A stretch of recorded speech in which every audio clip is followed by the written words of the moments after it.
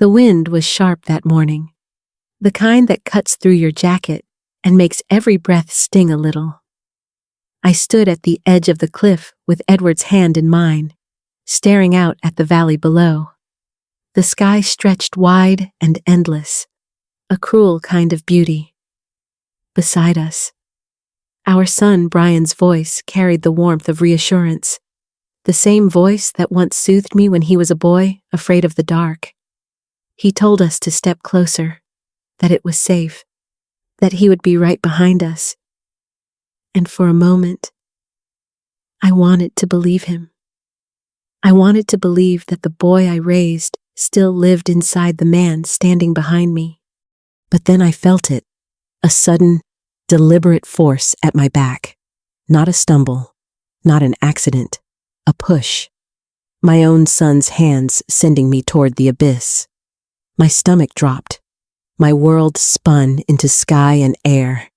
In that instant, everything I thought I knew about love, family, and trust shattered. My son tried to kill me. I remember the sound of gravel sliding under my shoes, the grip of Edward's hand slipping as the cliff gave way beneath us. For one terrifying heartbeat, I thought this was how it would end after 40 years of marriage, after decades of raising 2 boys. This would be the final chapter written by betrayal. Time seemed to bend in that fall. Images of my life with Edward flashed before me, our small wedding in a borrowed church hall, the evenings we walked hand in hand through our quiet neighborhood, the sound of our boys' laughter echoing down the hallway of the home we built with so little but made so full. Daniel, our firstborn, with his wide smile and unshakable hope for the future. Brian, quieter, harder to reach, but still my child, still my heart. We had built what I thought was an ordinary, beautiful life, nothing extravagant. Edward ran his workshop behind the house, carving furniture that lasted for generations. I spent years teaching children in classrooms that smelled of chalk and crayons. Our joy came from Sunday dinners around a table Edward crafted himself, from watching our boys grow, from planning for the day we would have grandchildren playing in the yard. I believed our love had given us a safe and steady home, yet standing at that cliff, realizing what Brian had done, all of it twisted into something unbearable. Love became a weapon. Trust became a trap. The son I carried, nursed, defended, and believed in had turned on me with the cold precision of a stranger. I remember Edward's whisper through the chaos, barely audible but fierce play dead. Even as pain tore through me, I forced myself into stillness, and while I lay there, frozen between life and death, I thought of Daniel, his face, his laughter, the way he filled a room, and I thought of the day we lost him, the day the police told us he had fallen. An accident, they said, a tragedy. But as I lay broken at the bottom of another cliff, with my younger son's betrayal burning in my chest, I realized that story had never been finished. To understand how I reached this moment, the fall, the betrayal, the push from the hands I once held with love, you need to know about the first loss, the first crack in our family's perfect mask. You need to know about Daniel. When I think back to the years before everything unraveled, I remember a house full of simple joys. Edward worked with his hands in the little workshop behind our home, shaping wood into furniture that seemed to hold warmth in every grain. I taught in the elementary school a few blocks away, where children's laughter filled my days. And in the evenings, we came together as a family, just the 4 of us around the oak table Edward built with patience and love. Daniel, our firstborn, was the kind of son parents dream of. He was quick to smile, always eager to help, and full of plans for the future. He dreamed of becoming an engineer, of building bridges that would outlast him. His presence was like sunlight pouring into a room, impossible to ignore. Brian, our younger son, was different. He kept more to himself, quieter, often retreating into his own thoughts. He didn't share his brother's enthusiasm for grand ideas, nor did he laugh as easily, but I told myself that children bloom in different seasons. I loved him just as fiercely, believing he only needed time and space to find his way. Sunday dinners were our ritual. Daniel would chatter excitedly about his studies and projects, his eyes alight with possibility. Brian usually sat in silence, pushing food around his plate. I wished he would join in. Speak up. Let me glimpse what stirred inside him. Still, I comforted myself by thinking that this was just his nature, and that one day he would open up. Life felt steady, ordinary, and beautiful in its simplicity, until the night it all changed. Daniel was 20 when he didn't come home for dinner. At first, I told myself he was studying late or visiting friends. But as the hours dragged on, worry spread through me like ice. By midnight, fear had its grip around my chest. Edward went out with neighbors to search the trails and streets. I stayed by the window, staring into the darkness, willing Daniel to walk through the door. Dawn brought the news that shattered me. Daniel's body had been found at the bottom of a rocky gorge outside town. The police said he must have stumbled in the dark, that it was a terrible accident no one could have prevented. Their words felt unreal, as if the ground had shifted beneath me. His funeral was the darkest day of my life. I wore the same black dress I had worn to my mother's funeral, but this grief was heavier, almost unbearable. I sobbed until my body had no strength left, and through it all, Brian sat silently. He never shed a tear. At the time, I told myself everyone grieves differently, that his quietness was his way of coping. But the absence of emotion chilled me in ways I couldn't explain.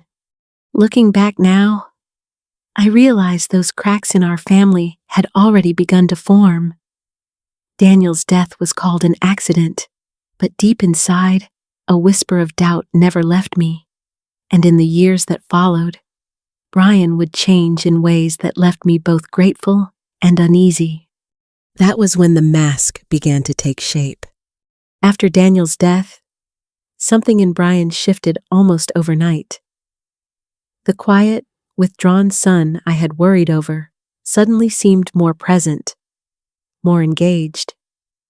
He offered to carry groceries without being asked, fixed things around the house, even sat with Edward in the workshop as if he wanted to learn his father's trade. I clung to those gestures like lifelines. I told myself that maybe the tragedy had awakened in him a sense of responsibility, that this was how grief sometimes reshaped people. A part of me believed Daniel's passing had given Brian reason to grow up, to fill the empty space his brother had left behind. When Brian introduced us to Melissa, I thought my prayers had been answered. She was warm and polite, quick to call me Mom, and laughed easily at Edward's corny jokes.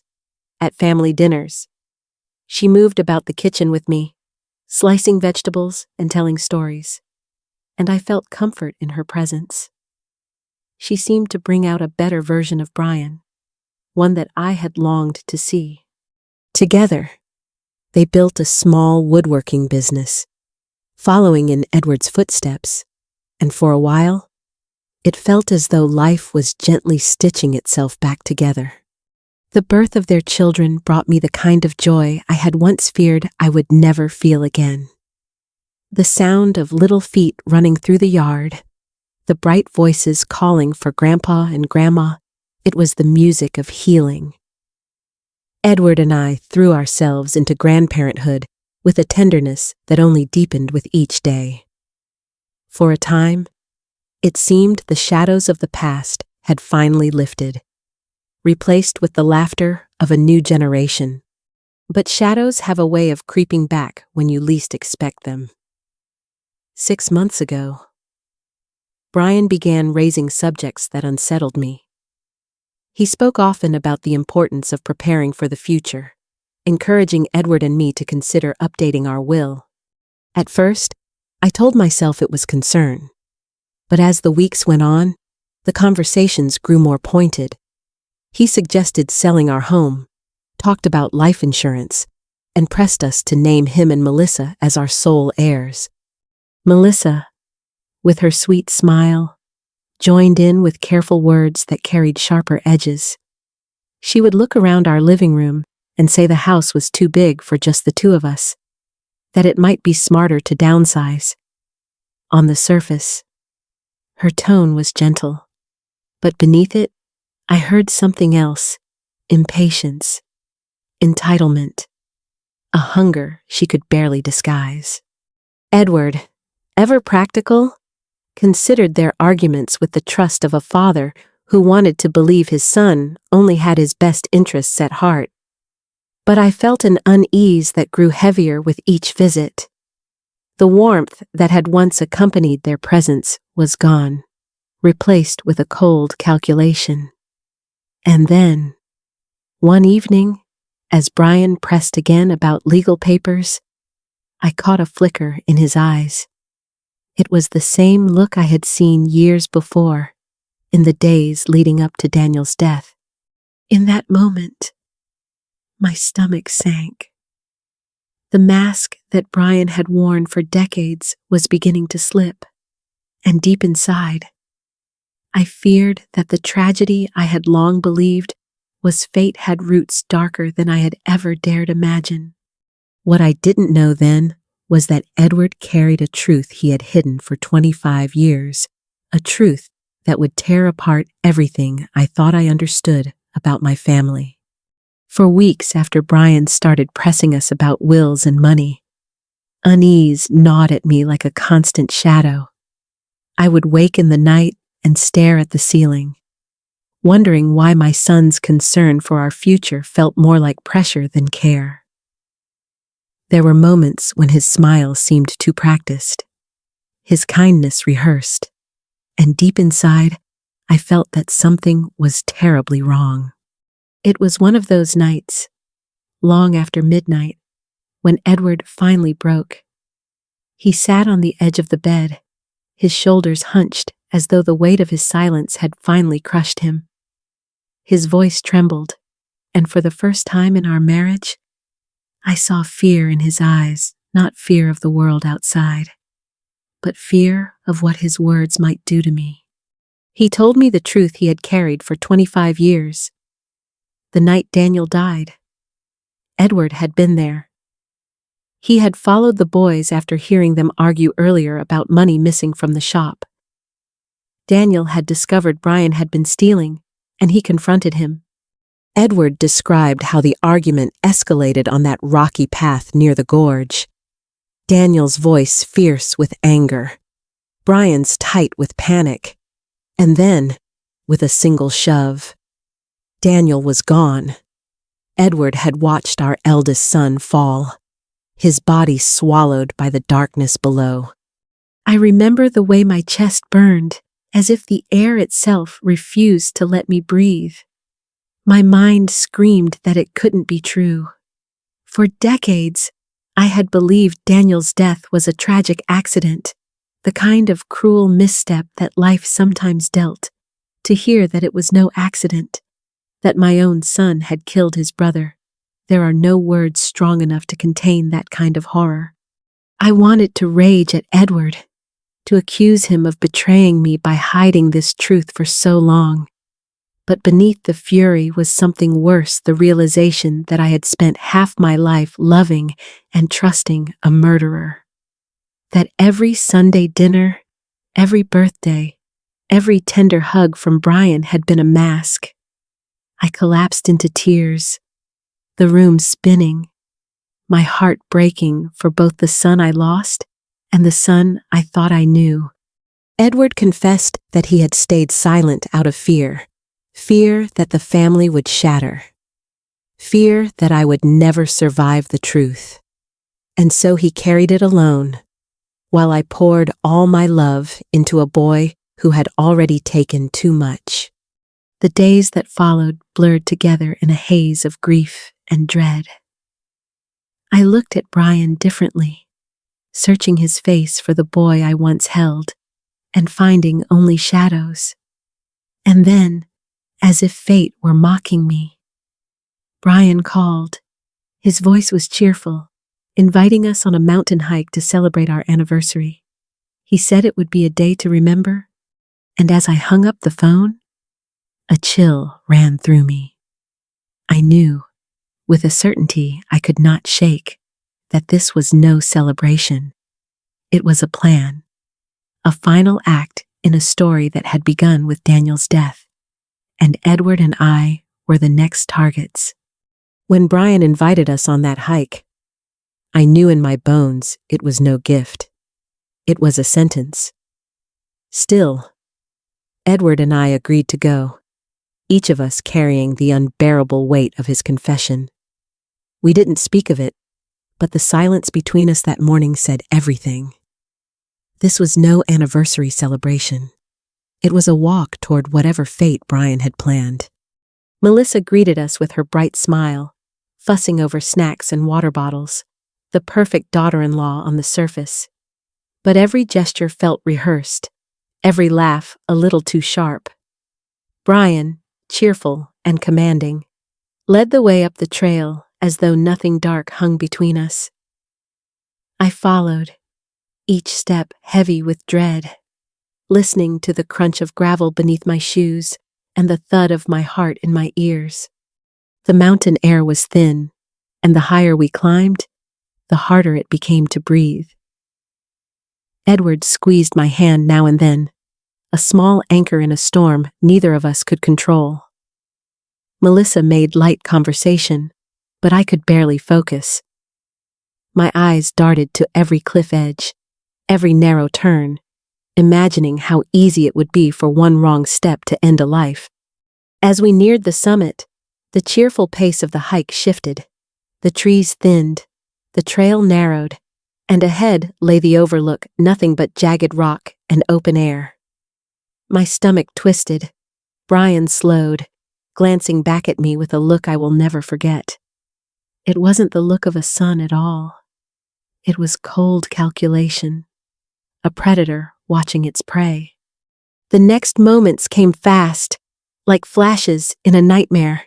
His hand on my back, the sudden shove, the world tilting into sky and stone. My scream caught in my throat as my body pitched forward. Edward lunged, grabbing for me, but the momentum was too strong. My hand slipped from his grasp, and in an instant I was falling. The air whipped around me, every heartbeat a gunshot in my chest. I struck the rocks below with a force that ripped the breath from my lungs. Pain exploded through me, sharp and searing. But instinct screamed louder than pain, "Stay still, stay silent, play dead." Through blurred vision, I saw Edward above me, shouting words I could not hear. And then, just beyond him, Brian's figure at the cliff's edge. His posture was calm, almost satisfied. Melissa stood beside him, her face set in a mask of concern that didn't quite reach her eyes. I realized then they thought it was over. They believed they had won. So I lay there, broken but breathing, forcing myself into stillness. My body screamed to move, to gasp, to cry out. But I knew survival meant silence. As the sound of their footsteps retreated, a cold certainty settled over me. This was not the end of the story. I had survived their betrayal. But survival was only the first step. What came next would determine everything. When I hit the rocks that day, I thought my life was over. Pain radiated through every inch of me, sharp and unrelenting. But I knew I couldn't move. Edward's whisper echoed in my mind, "Stay still. Play dead." So I forced my body into silence, my breaths shallow, my eyes barely open. I heard Brian's voice above, calm and practiced, convincing himself and Melissa that the job was done. They truly believed their parents were gone. Time blurred as I lay there, battered and broken, until distant voices pierced the air. Rescuers! Ropes clattered, lights flickered above the cliff, and footsteps rushed toward us. One of them leaned close, checking for a pulse, muttering about faint breathing. I clung to stillness, terrified that if Brian saw any sign of life, he'd finish what he started.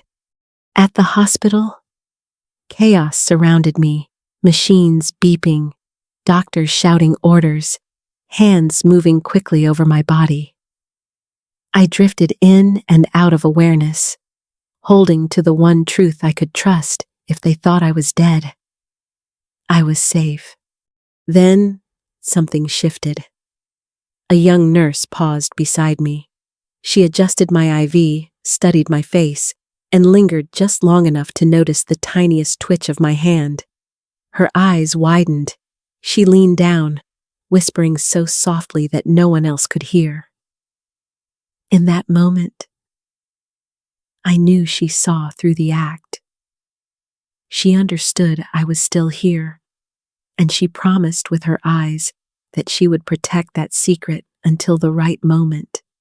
Edward, despite his injuries, managed to reveal what he had hidden close to his chest. He had set his phone to record before the hike, capturing Brian and Melissa's voices, their rehearsed lines, even the chilling moment of the push. That recording became the lifeline we desperately needed. Meanwhile, just outside our room, Brian and Melissa played their parts with sickening precision. I could hear Melissa's loud sobs echoing down the corridor, her voice breaking at just the right times. Brian spoke in a steady, calm tone, explaining how the accident had happened, how they had tried their best to save us. To the doctors and strangers in the waiting room, they looked like grieving children. But to me, lying only a few feet away, they were predators cloaked in sympathy. It didn't last. The nurse who had seen through my disguise returned with detectives. They listened, they observed, and when Edward's recording was finally played, everything began to crumble. I heard the silence in the room as the truth spilled out through that small device, Brian's careful words, Melissa's cruel laugh when she thought we were gone. The arrest came quietly but swiftly. Officers moved in, their voices firm, their footsteps decisive. Melissa broke first, shouting and blaming Brian. Brian tried to hold his mask, but even he cracked under the weight of the evidence. Their unity shattered, and for the first time in years, I felt the truth had finally found its voice. As they were led away, a fragile relief washed over me. The nightmare was not yet over. There would be courts, trials, and scars that would never fully heal, but for the first time since that cliff, I felt hope, and as I lay there, exhausted but alive, I knew this story wasn't finished. The real battle was still to come, in the courtroom where justice would either stand or fall. The courtroom felt colder than any place I had ever known. The walls loomed, the air was still, and every sound, every shuffle of papers, every creak of a chair echoed like a drumbeat in my chest. I sat there, my hands trembling, knowing that in just a few moments I would face the hardest truth of my life.